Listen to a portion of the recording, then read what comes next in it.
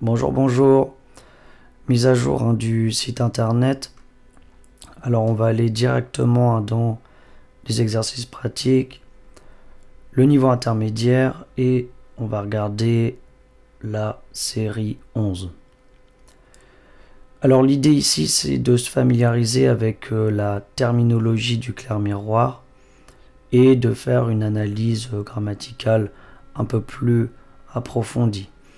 Alors dans un premier temps on peut regarder une définition, qu'est-ce qu'un syntagme nominal. Alors là, ça va être très théorique. Je vais faire simplement ça sur le premier exercice. Un syntagme, il désigne toute combinaison de morphèmes. Cependant, en linguistique structurale, on appelle syntagme un groupe d'éléments linguistiques formant une unité dans une organisation hiérarchisée. On parle alors de syntagme nominal, de syntagme adjectival ou alors de syntagme verbal.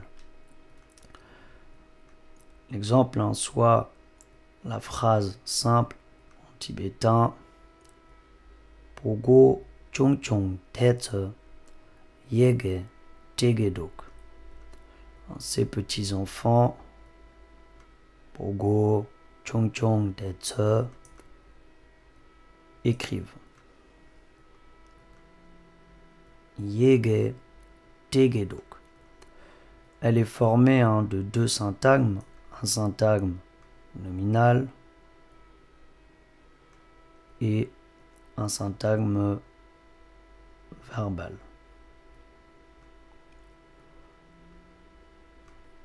Alors ici, le syntagme nominal est décomposé en plusieurs termes. Pogo, l'enfant, chung chung, petit, te, le démonstratif, tso, le pluriel, et ça, et la particule ergative, le syntagme verbal, yige, et diegedok, écrivent. Et on peut le décomposer, le nom yege, qui signifie lettre, et le verbe tracer. Et puis après, il y a l'auxiliaire gedok. Alors là, c'est extrêmement détaillé. C'est un peu pour vous montrer la traduction qui peut être faite en linguistique pour apprendre une langue. Alors, ka pautadrembote panaropo. On regarde les différents blocs. Ka pautadrembote panaropo. Ici, on parle de syntagme nominal. La particule, le génitif, alors ici, ça a été simplifié, puisqu'on a magigumi et le nom, l'homme, magigumi. Tau panaropo napen, panaropo, rademboretare, panpore, lakalak,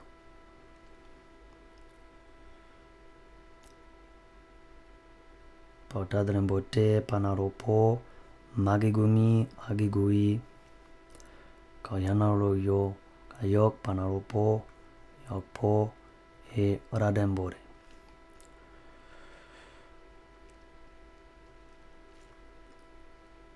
Peut-être pourrions-nous traduire ka depo mi panbore. La parole est le maître de l'homme, et là l'idée c'est de bien parler. Ka depo mi panbore. La parole est le maître de l'homme, le fait de bien parler est le maître de l'homme. Lak depo mi yokpore. Et le fait d'être habile avec ses mains, c'est le serviteur des hommes. Lak depo mi yokpore. Alors ici on a une traduction, une parole habile est le maître de l'homme, une main habile est le serviteur de l'homme. Autrement dit, Celui qui parle bien commande, et celui qui travaille bien de ses mains sert. Voyons encore un peu de terminologie. Nous allons lire le terme actant. Alors, tenière, appelle actant les unités désignant les êtres ou les choses qui, d'une manière ou d'une autre, participent au procès exprimé par le verbe. Ainsi, dans la phrase « Lotsang a offert une kata au lama », la kata et le lama, qui ne représentent pas ceux qui font l'action, sont tout de même des actants. Les actants sont toujours des substantifs ou des équivalents de substantifs. Les verbes sont ainsi caractérisés par le nombre d'actants qu'ils peuvent prendre. Ainsi, au que pour la peul signifie offrir. Et offrir est un verbe à 3 actants. Le prime actant est défini en tibétain comme étant le patient marqué par l'absolutif.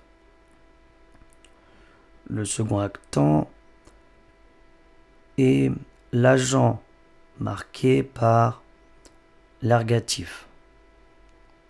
Le tiers actant est le bénéficiaire ou le destinataire marqué par l'oblique. Panaropo, actant unique. Pausanarosodasse, l'adjectif, le mérite, l'homme qui a du mérite, l'homme méritant. Et sadase, eh bien il n'y a plus de mérite. Po sese. Tanaroto ta tepa, le patient tepa. Tanaroto ta tepa, ça peut être intéressant de voir une autre définition. Le patient dans la linguistique, c'est le participant qui subit l'action ou qui n'agit pas. La particule oblique, là,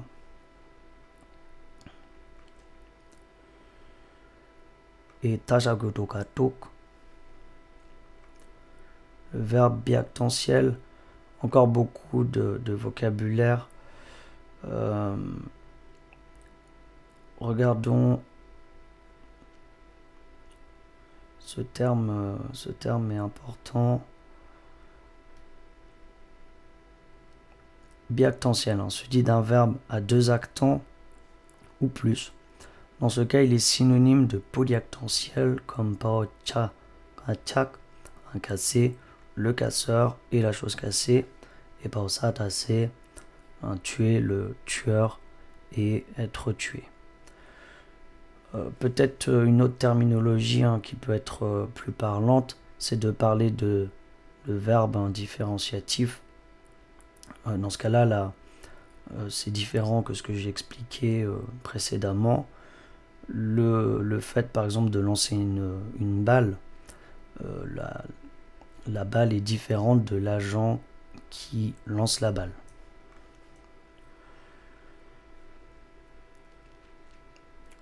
Ratatata naroto ragigore la rel ma.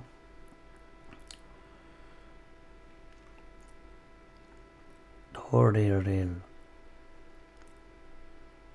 ma, la particule de négation.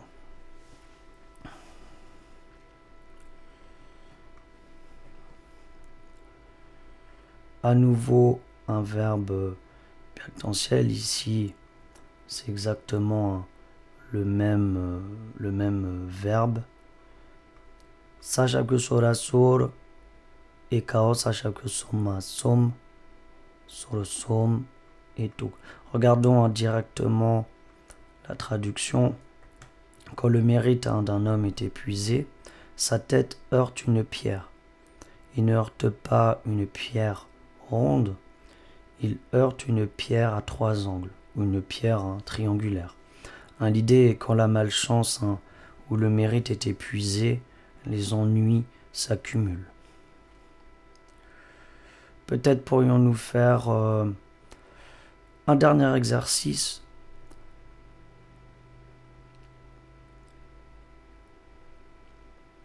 avec cette nouvelle phrase. Pausa chaque songa songna laka lakpa tsagigo tsekatsek. Songna lakpa tsek. Songna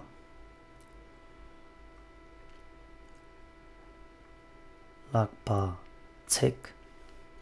Pao tanga tang na tsama chak. Alors, ici, songna, si on lâche, là on est au conditionnel, eh bien, la main nous brûle. Si on tient, pardon. Pausa chaque songa songna, si on tient, la main nous brûle.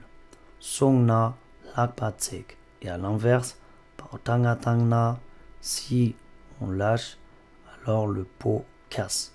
Ratata tsama chaka chak. Tsama chak. Si on le tient, on se brûle la main. Si on le lâche, le pot casse. Autrement dit, si l'on garde la chose, on en souffre.